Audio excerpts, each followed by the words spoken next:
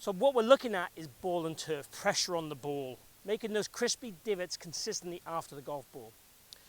Quite often what we see is people hit the ground before the golf ball, so they'll chunk the ball, or we'll see them top or thin the ball. So what we're looking at is how we can make sure we get that right contact point consistently without any compromise. So what we need to do to achieve that is basically get the radius of our golf swing to be hitting the ground at the right spot. And that's managed by the tilt we have in our body and also the arm structure we have. So if my arms bend and my tilt's great, I will not hit the ground. If I stand up, I won't hit the ground unless I really lengthen my arms, but there's only so long my arms can get. So we'll run out of room essentially, I won't be able to make contact. So those two things are crucial. The other things we look at will be the wrist conditions. Obviously if my wrists are being overtaken by the club head early in the golf swing, I will not be able to create that downward angle of attack and that pressure on the golf ball from a consistent point of view. If I make contact, it generally will have to be on the tee or sat up on a fluffy lie, and then the ball flight would be fairly weak or even left.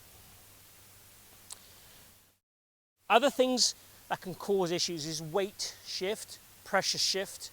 So when I'm hitting golf balls, if my pressure is on the trail side too much, then I'm going to struggle to get my low point in the right spot, the consistent contact point.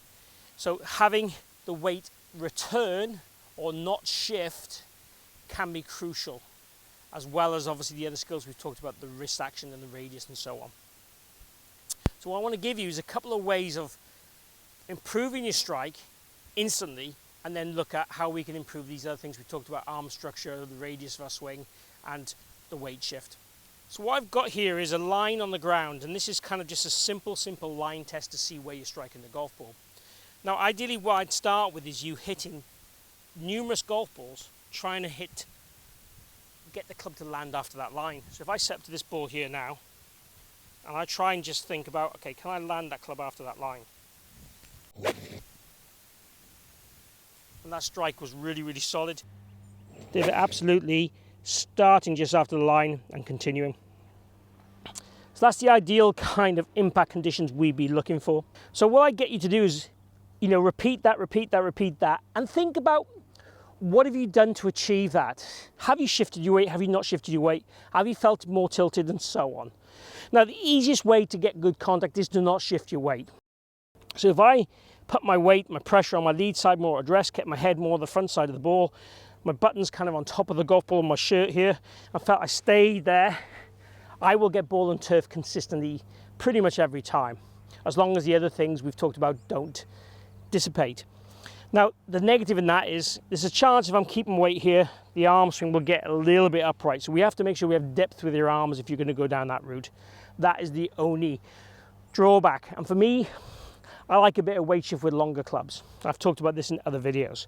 So for me, it wouldn't be the answer, but it could be the answer when you're playing on a golf course if you're trying to make good contact for that round. A kind of plan B. What can you do to get the ball round with solid contact if the contact is poor that round? So doing this line test and trying a few different thoughts to see what you need to do to achieve that consistent contact is a great way of starting. The second thing I'm going to ask you to do is take the same scenario and place 3 golf balls, a grip behind the ball. Now what we're looking to do with this is achieve a better angle of approach. We want to be hitting down on the ball 3 to 4 degrees on a tightish kind of lie. And what we also want to do is make sure we're shifting our arms and hands forward at a contact point. Again, if I'm on my back foot here and my hands are flicking, I will hit these 3 golf balls. So these 3 golf balls are quite intimidating, but they're there really as an effect to make you move your low point more forward. And it wants to actually be about 4 inches after the golf ball, which is the lowest point of your arc. And we want to try and shift that forward and use this as a bit of a measure that, are we achieving that? Again, we can hit golf balls and think about what have we done to achieve that. Obviously, if my wrists cast, I will hit those balls. If I lean back, I will hit those balls. If my radius is too low, too early, I will hit those balls. So it will factor into all these things, but we're really using this as a bit of a mind trick to help move us forward and give us some evidence if we don't do it the right way. So I'd recommend this might be something you do at the start of a range session just to get that contact point where we want it to be. So let's just try that.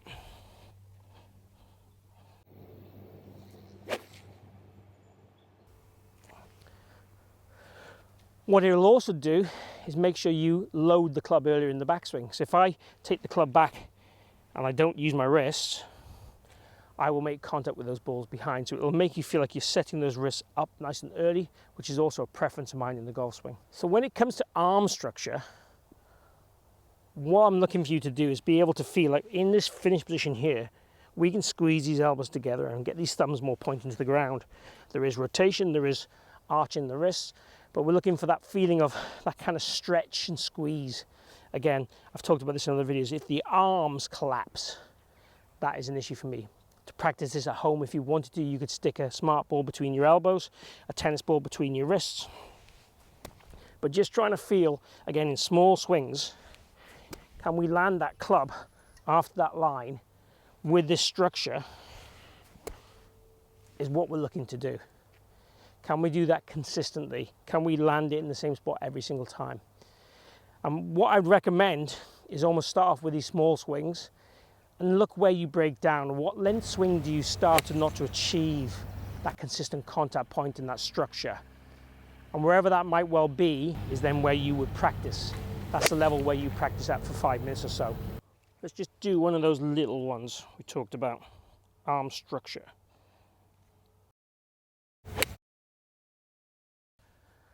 And that for me is really easy, okay? The strike is easy, the shot's easy, it's really, really straight. When you add more power, it gets more difficult, and that's where we've got to look at that point of breakdown. And that's where we kind of live for a bit to try and, again, develop it. But again, instantly, having the feeling of the structure and the low point in the right spot will make those crispy divots happen. The last thing that we talked about was radius. And for me, radius is all to do with obviously managing the tilts.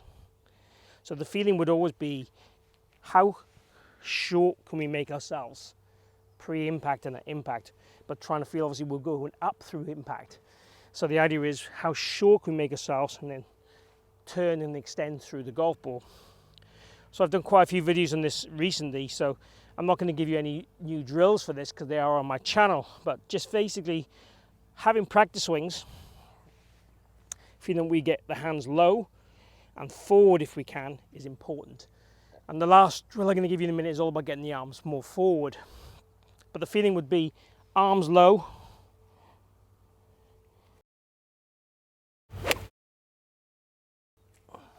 in that pre-impact position. The last thing I want to talk about is really getting the arms forward in the sequence of the arms and the body coordinated. So I've got a shaft just here in the ground. I want to set up to the shaft. And the idea would be swing back, and on the way down, can I hit that shaft over with my forearm? And the idea is the feeling of obviously staying closed and getting the shaft to be low and forward to get that pressure on this shaft in the ground. That is what I'm trying to achieve.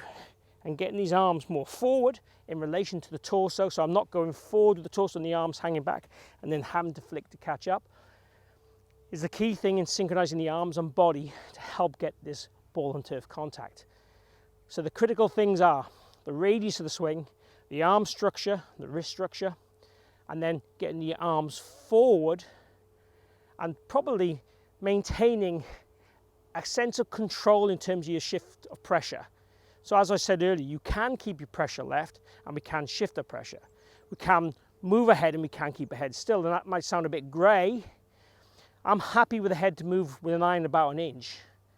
I'm also happy for it to stay still as long as you can turn and get the arms in the correct plane. That's where I sit. So everyone is individual, we are all individual, and it's kind of working on the things you need to make you better. We don't want to get contact and sacrifice direction. We don't want to get direction and sacrifice contact. We're trying to get a blend of these two things at the same time.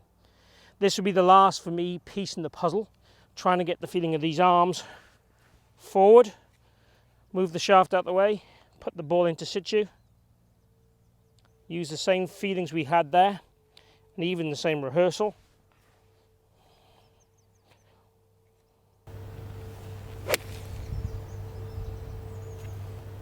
I couldn't be happier with the strike on that.